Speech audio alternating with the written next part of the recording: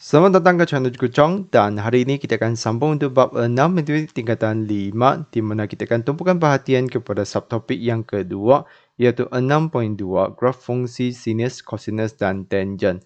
Jadi mari kita lihat seterusnya.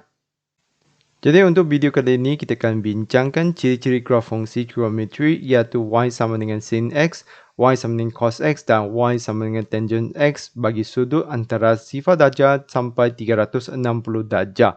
Lepas tu kita juga akan bincangkan cara menggunakan kalkulator untuk membantu kita melukiskan graf fungsi trigonometri dan membezakan antara satu sama lain. Jadi mari kita lihat yang pertama. Jadi yang pertama sekali adalah graf sinus iaitu y sama dengan sin x. Jadi kita perhatikan bentuk grafnya adalah seperti ini dan ini adalah ciri-cirinya iaitu mempunyai nilai maksimum 1 apabila x sama dengan 90.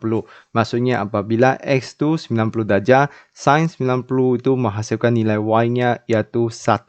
Iaitu dia akan menghasilkan titik yang paling tinggi dipanggil sebagai nilai maksimum.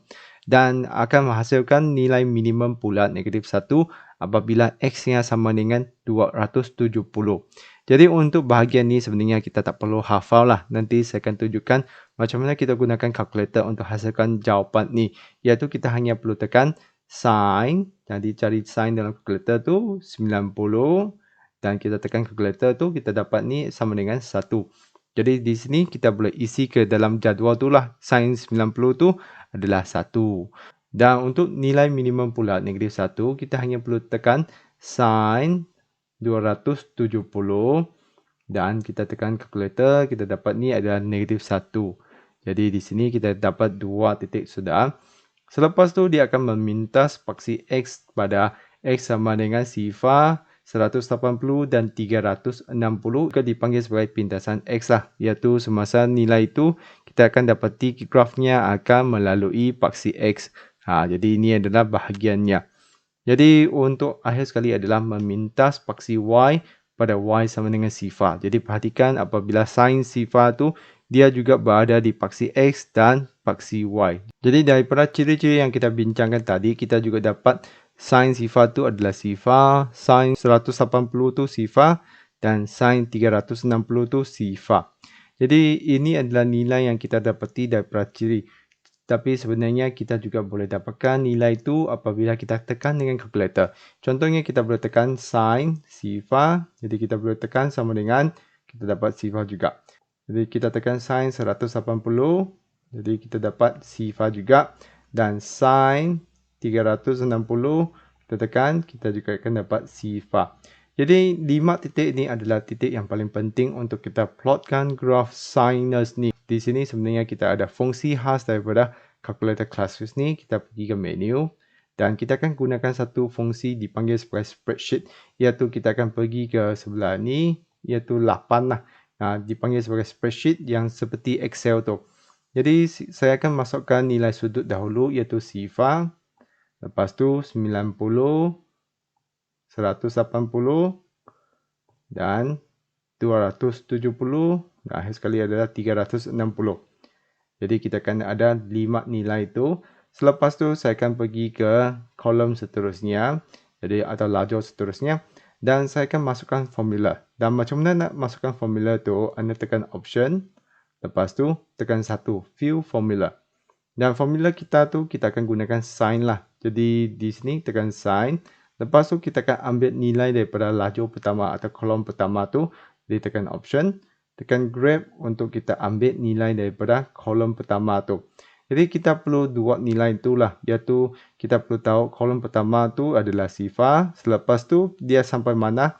Dia akan sampai baris yang kelima. Jadi kita perlu ingat tu. Jadi di sini tekan sama dengan dan tutup. Lepas tu kita turun ke bawah dengan tekan sama dengan. Dan di sini ada julatnya. Jadi di sinilah kenapa saya minta anda lihat dia sampai baris yang keberapa. Tadi dia sampai baris yang ke-5. Jadi kita perlu tukarkan nombor hujung ni, delete.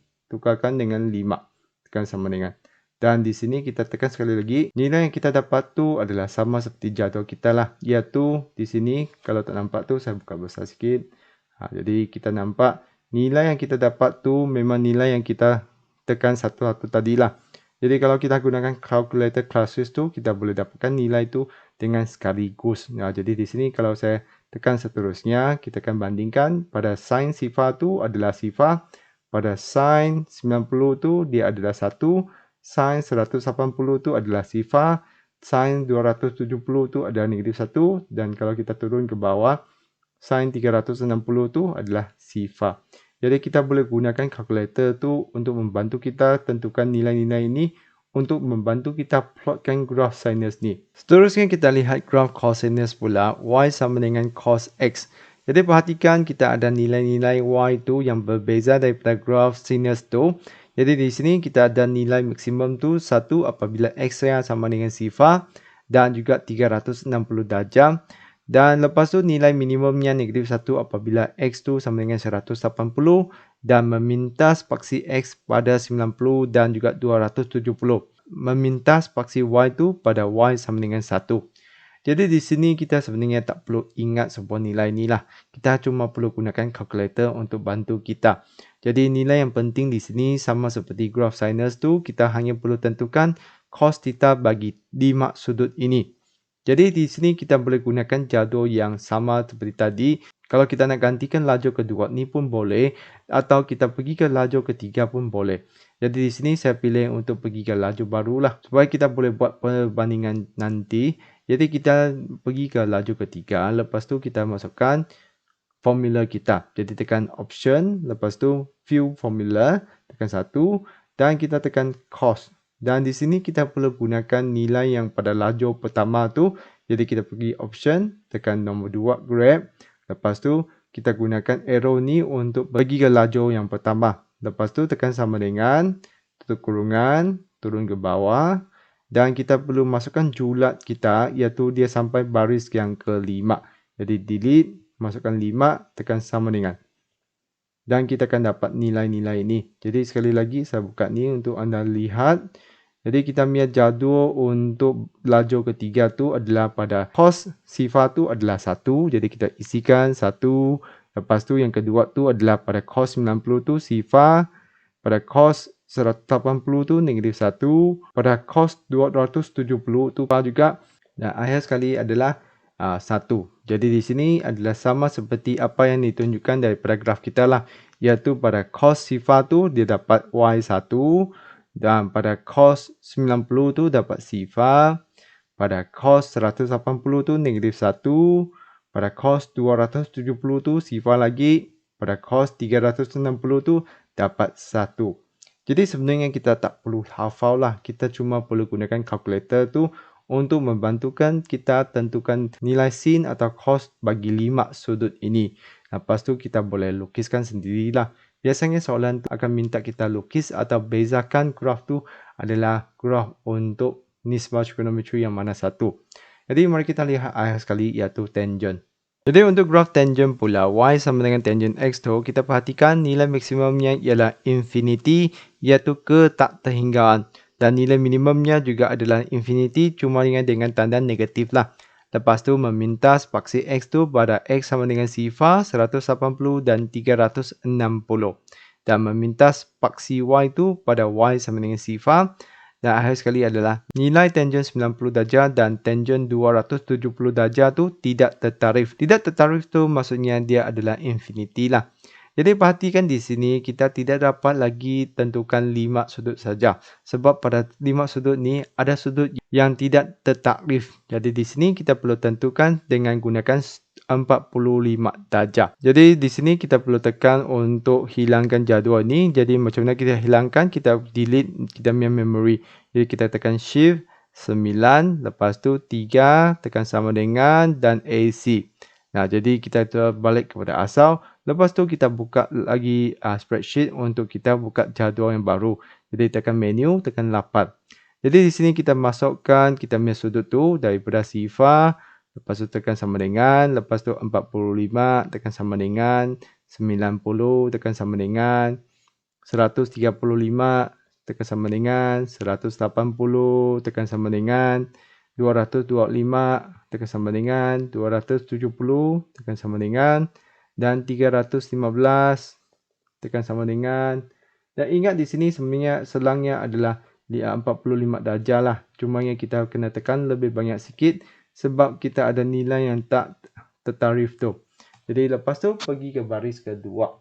Jadi baris kedua tu pergi atas sekali. Jadi sebelum tu kita lihat kita punya baris tu sampai baris yang ke-9.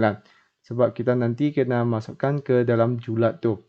Jadi pergi ke ni, kita tekan option, lepas tu view formula. Dan di sekarang kita tekan tangent, lepas tu tekan option untuk kita ambil grab nilai daripada lajur pertama ni, tekan sama dengan, lepas tu tuk kurungan, turun ke bawah dengan tekan sama dengan, lepas tu tekan arrow ke depan. Lepas tu delete yang ni, masukkan 9, tekan sama dengan. Jadi perhatikan di sini kita akan dapat error lah sebab memang ada nilai yang tak terhinggaan. Jadi kita buka skrin besar sikit supaya kita nampak. Jadi pada X sama dengan sifar, tangent sifar tu juga adalah sifar, iaitu sama segambar raja kita lah. Lepas tu untuk kita punya tangent 45, kita dapat nilainya adalah 1, iaitu pada bahagian ini. Selepas tu untuk tangent 90 tu adalah error. Maksudnya dia tak tertarif lah. Sebab kenapa? Pada bahagian ni memangnya adalah ke tak terhinggaan. Maka di sini dia akan keluar error. Untuk tangent 135 pula, dia akan dapat negatif 1 lah. Iaitu sama seperti gambar raja kita. Untuk 180 tu dia akan dapat sifar. Iaitu sama seperti gambar raja kita tu. Dan untuk kita punya tangent 225 dapat lagi 1 iaitu di sini. Dan untuk tangent 270 tu dia dapat error sebab bahagian ni memang adalah ke tak terhinggaan. Lepas tu kita pergi ke seterusnya. Untuk tangent 315 tu kita dapat negatif 1 iaitu di sini. Dan akhir sekali adalah 360 iaitu kita dapat sifar.